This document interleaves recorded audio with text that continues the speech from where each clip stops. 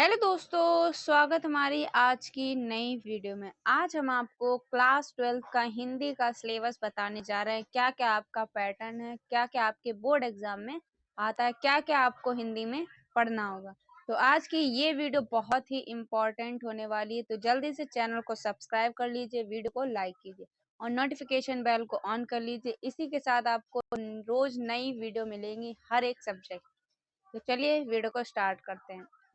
सबसे पहले आप जितने भी लोग देख रहे हैं, सबसे पहले आपको क्या करना है, हिंदी को लाइट लेनी है। बहुत से लोग सोचते हैं हिंदी सब्जेक्ट है तो इसे अभी से स्टार्ट नहीं करेंगे, तो हिंदी को भी आपको शुरू से पढ़ना होगा। अगर आपको 95 प्लस हिंदी में स्कोर करना है 2026 में, तो रोज आपको हिंदी पढ़ना होगा। ठीक है, इसमें क्या क्या आता है। सबसे पहले आपको जो पेपर में पूछा जाता है वो होता है बहुविकल्पीय प्रश्न। और सबसे पहले आपके मॉडल अगर आपके पास होगा तो मॉडल में आपको बहुविकल्पीय प्रश्न दे रखे होंगे। आप मॉडल किसी का 2025 वाला आप किसी से ले लीजिएगा इस साल का, तो आप उसमें देखना सबसे पहले आपको बहुविकल्पीय प्रश्न दिए गए होंगे। आपको बहुविकल्पीय प्रश्न याद करना होगा। इसमें कितने बहुविकल्पीय प्रश्न पूछे जाते हैं? 10 बहुविकल्पीय प्रश्न आपके बोर्ड एग्जाम में पूछे जाते हैं। ठीक है, 10 पूछे जाते हैं। 5 आपके पूछे जाते हैं गद्य गद्य के आधारित पर और 5 पद पे, तो टोटल आपके 10 एमसीक्यू क्वेश्चन हो गए। ठीक है, तो 10 बहुविकल्पीय प्रश्न आपके पूछे जाते हैं। ठीक है, 5 आपके गद्य वाले और 5 आपके पद वाले, तो टोटल 10 आपके बहुविकल्पीय प्रश्न होते हैं। तो आपको बहुविकल्पीय प्रश्न जितने भी मॉडल में दे रखे हो, इस साल का जो पुराना मॉडल है आपको जब तब तक उसी से पढ़ना होगा। ठीक है, तो तब तक आप उस मॉडल से पढ़िए, या आपके पास कोई हिंदी की बुक हो तो आप उससे भी रीड कर सकते हो, उसमें आपको चैप्टर वाइज मिल जाएगा। ठीक है, उसके बाद आपको क्या करना, उसके बाद आपका है गद्यांश और पद्यांश पर आधारित प्रश्न। आपके गद्यांश और पद्यांश पर आधारित प्रश्न होते हैं। ठीक है, उसके बाद क्या होते हैं, पहले आपका बहुविकल्पीय प्रश्न, फिर आपके गद्यांश और पद्यांश पर आधारित प्रश्न होते हैं। उसमें आपको एक पैराग्राफ दे रखा होगा, उसमें आपको रेखांकित अंश की व्याख्या करनी होगी, संदर्भ लिखना होगा, कुछ आपको दे रखा हो कि इसका अर्थ लिखिए। 5 पॉइंट आपको देते हैं उसमें, और 10 नंबर में आपसे बोर्ड एग्जाम में ये पूछे जाते हैं। ठीक है, 10 ही नंबर में पद्यांश और 10 नंबर में आपके गद्यांश, तो दोनों ये 10-10 नंबर में पूछे जाते हैं। ठीक है, पहले बहुविकल्पीय, दूसरे में आपको गद्यांश और पद्यांश पर आधारित प्रश्न।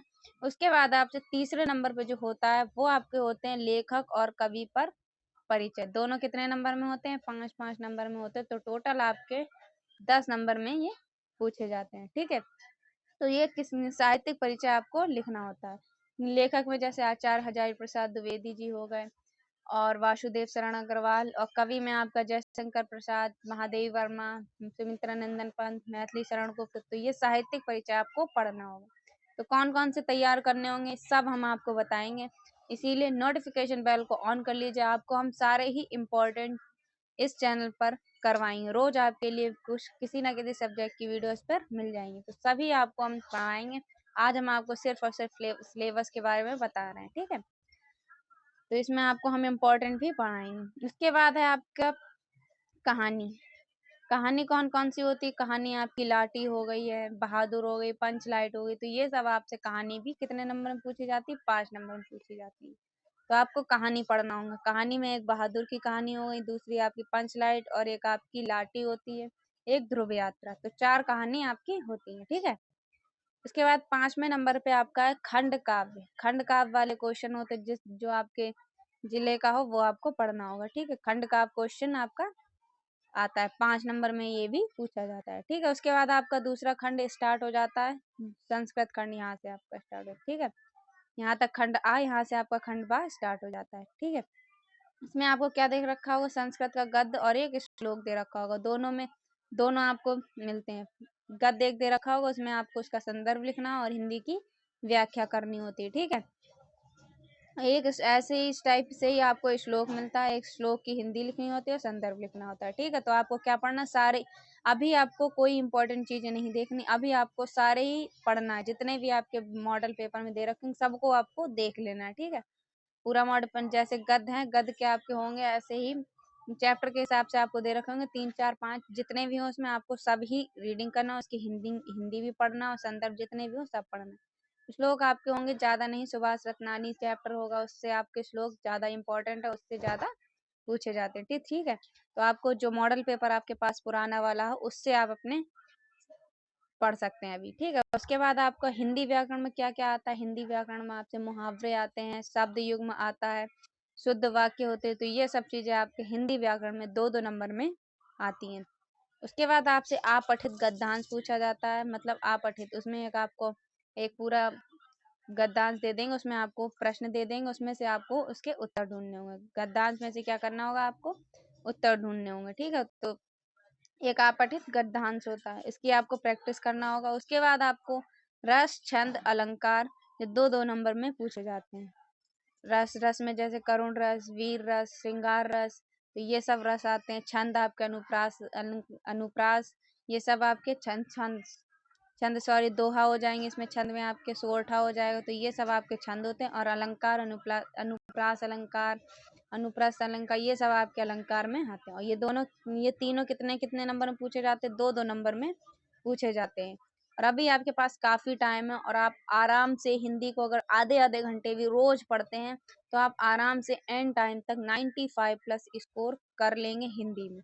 रोज आपको पढ़ना है, हिंदी को आपको छोड़ना नहीं है। रोज आपको आधे आधे घंटे हिंदी अगर आप पढ़ लेते, तो आप लास्ट दिसंबर तक आते आपकी हिंदी पूरी निपट जाएगी। सिर्फ आपको जनवरी से आपके जब पेपर स्टार्ट होंगे, तब आपको सिर्फ और सिर्फ रिवीजन करना होगा, बस। इसके अलावा कुछ नहीं करना है। तो अगर आपको हिंदी में 95 प्लस स्कोर करने हैं, तो सबसे पहले आपको अभी से ही स्टार्ट कर देना है, ठीक है।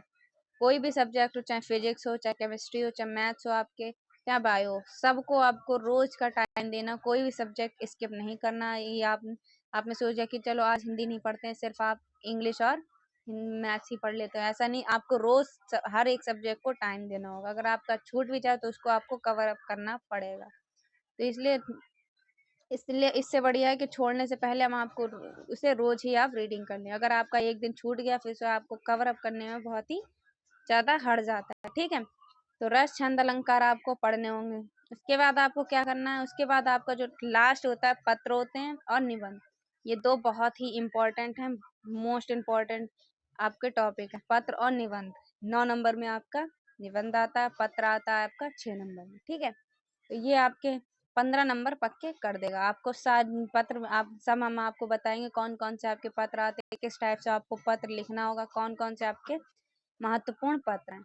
और निबंध भी आपको कौन कौन से निबंध पढ़ने होंगे, कैसे आपको निबंध लिखना होगा, सब आपको बताएंगे। तो अगर आपको पहली बार इस चैनल को देख रहे हैं, नोटिफिकेशन बेल को ऑन कर लीजिए, सब इस चैनल पर आपको मिलने वाला। और इस बार 95 प्लस टारगेट है, इस बार 95 प्लस 2026 में फोड़ेंगे, ठीक है।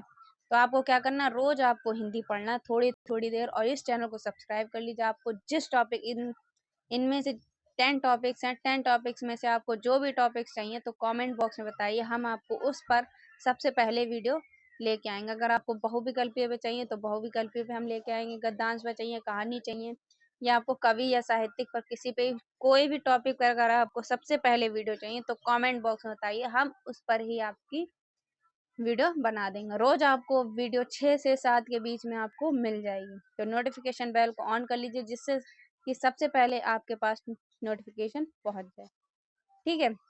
तो इन सब टॉपिक को आपको पढ़ना होता है। कितने टॉपिक आपको पढ़ना होगा, बहु तो आपको गिनवा देते हैं। पहले आपको बहुविकल्पीय प्रश्न, गद्यांश और पद्यांश 3, लेखक कवि के परिचय 4, उसके बाद कहानी पढ़नी होगी 5, उसके बाद खंड का पढ़ना होगा 6, उसके बाद संस्कृत गद्य, उसके बाद आपको संस्कृत में गद्य और श्लोक की हिंदी पढ़नी होगी, ठीक है। उसके बाद हिंदी व्याकरण में टॉपिक होते हैं, शब्द युग्म हैं, मुहावरे हैं। तो ये टोटल आपके 10 से 12 टॉपिक आपको इम्पोर्टेंट, मतलब जो ज़्यादा बड़े बड़े उतने पढ़ने होते हैं, ठीक है। तो आपको इन टॉपिक्स को तैयार करना है एंड टाइम तक। और हिंदी को आपको रोज पढ़ना है, भले आप उसको 20 से 25 मिनट ही दें, पर आपको रोज पढ़ना होगा, ठीक है। तो ये वीडियो कैसी लगी, कमेंट बॉक्स में जरूर से जरूर बताइए। अगली वीडियो आपको कौन से सब्जेक्ट में चाहिए, किस सब्जेक्ट के सिलेबस को आपको एनालिसिस चाहिए, तो कमेंट बॉक्स में बताइए, अगली वीडियो हम उस पर लेके आएंगे। तो मिलते हैं आपसे एक और अगली इंपॉर्टेंट वीडियो में, तब तक ले जय हिंद, जय भारत।